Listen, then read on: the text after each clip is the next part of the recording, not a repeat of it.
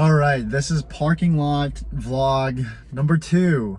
And funnily enough, I might be in the exact same parking spot as last week. It's definitely the same parking structure, and you know, I had a much better week than last week, but I decided to take another week to gather myself. But I still wanted to post a video, so I'm gonna do this vlog, and I think going forward, I'm just gonna do a, you know, like a produced video and then this kind of raw vlogging session thing too. This is, again, I'm gonna keep it unscripted. I'm gonna keep it raw. I think it's good. I think it keeps me grounded in how not everything should be about performance and metrics and how many people I reach or how many people I help. You know, I'm ultimately doing this to learn to be real with myself, for myself as well. And I also think that what's the point of, you know, blowing up on YouTube if I, one, lose myself, and two, if I feel that I have to always put on a mask when I'm with my audience anyway, right? And I don't want that anyway. So I think this is good. I think it's good that I accidentally found this as one of the many things that I want to include in my content repertoire going forward. But yeah, I mean, I think this week was better, and I was getting more productive. Oh, there's people getting into the car next to me, but whatever. I was starting to get my ducks back in a row, if that's the right phrase. Like, I was watching like motivational videos. I often I resonate with you know, more like Zen Buddhist-y kind of like peace within type of content, but I also resonate a lot with like the Michael Jordan documentary, David Goggins, if you guys have heard of him. Tim Grover, who coached Kobe Bryant and Jordan, has this awesome interview with Tom Bilyeu. Tom Bilyeu is another good guy, and he's very much like, you know, don't be afraid to harness the dark side, the anger. He calls it controlled rage. He called it sustained rage, and I like resonate with that, because in the hardest parts of my life, I harnessed that to get out. You know, like when I was a lonely immigrant that had 0 friends and didn't know English, when I moved to a new school, when I was in high school, when I was lost at NYU, didn't know what I was gonna do, and then I ultimately decided to recruit for banking. Like, it's not that I, you know, turned into a raving beast, but like engaging and harnessing, honing like that, you know, that controlled rage into a spear, and being relentlessly, methodically hardworking towards my goal has helped me achieve a lot. And I think that is I'm glad that I have that tool in my arsenal. So I painted my nail because it's for Halloween. I'm testing it out. Anyway, if you guys saw that.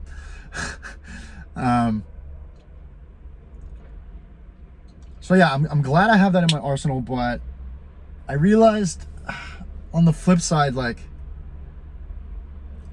I can no longer just always suppress my feelings. Like, what got me here won't get you there. You know, there are books, I think that's a book. There are people that say that. Like,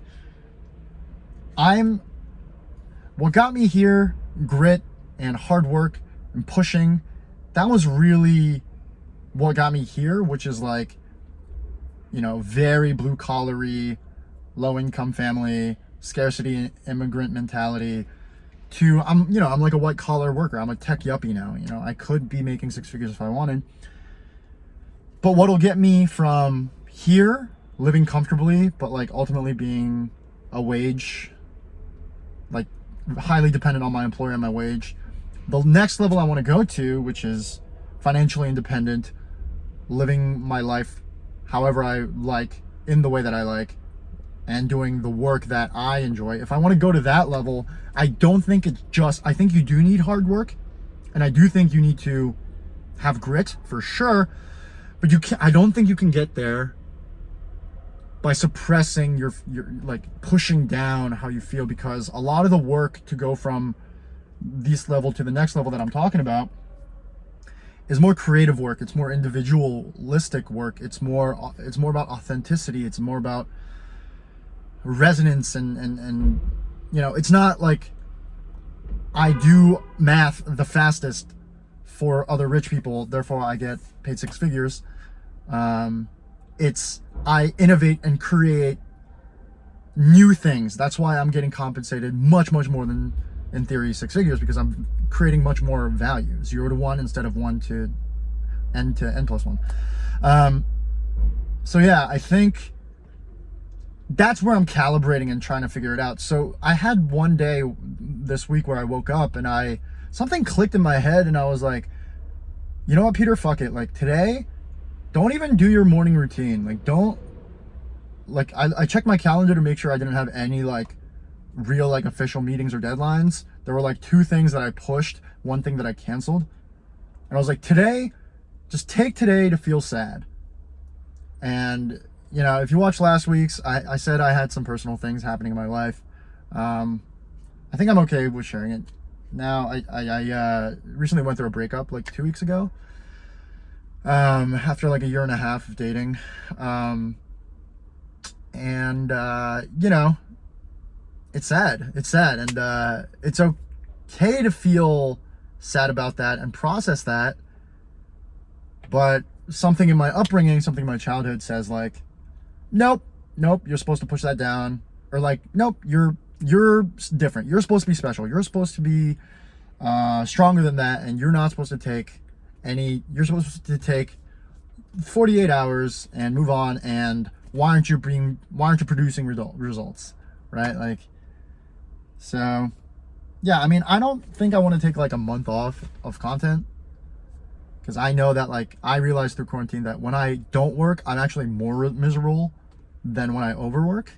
The balance would be like, you know, finding the balance of like what is the right amount of working. But so yeah, I mean, I just kind of took, I think it was yesterday, like I didn't even do my morning routine of like meditate, journal, my workout. Like I do P90X or Insanity in the morning, and then like at lunch I make sure I like make the salad and I like have my green juice, and then, you know, I read, and then like at night I stretch. Like I didn't do any of that.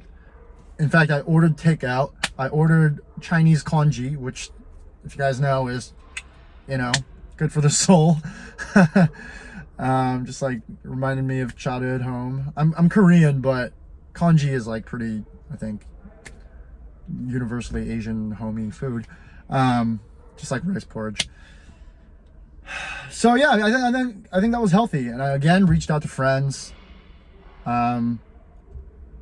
As I'm learning, you know, I'm 27, so that's like what, like 4 years out of 5 years out of college, 6. Yeah, friendship is active work, and like, you know, I was a social butterfly in college, but after that I was a workaholic. But I outsourced community to my employer, and now that I'm self-employed, I'm like, oh fuck, I don't have a community anymore. So reaching out to my friends, being vulnerable with them has been really good.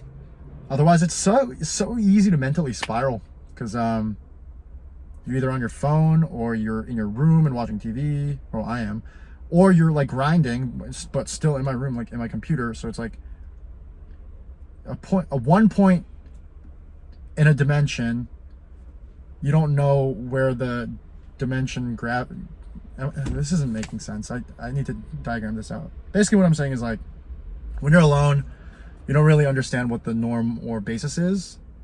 When you have 2 people, it's helpful, but then 3 people, you can create a plane, right? Instead of like a line. I don't know if that makes sense. So yeah. Anyways, thanks for watching this week again. A surprising number of you watched the last week's video. Wow, thank you so much. Again, it's not about like whether people watch it or not, really. It's just more about being real with myself and the people who do. Yeah, I'm gonna keep doing this. I'm gonna keep doing this every week, I think. I at the minimum, if not, you know, I'll start back up with like creating shorts and like longer form videos about like banking and stuff like that. But yeah, thanks for watching, and I'll see you next week. Bye, guys.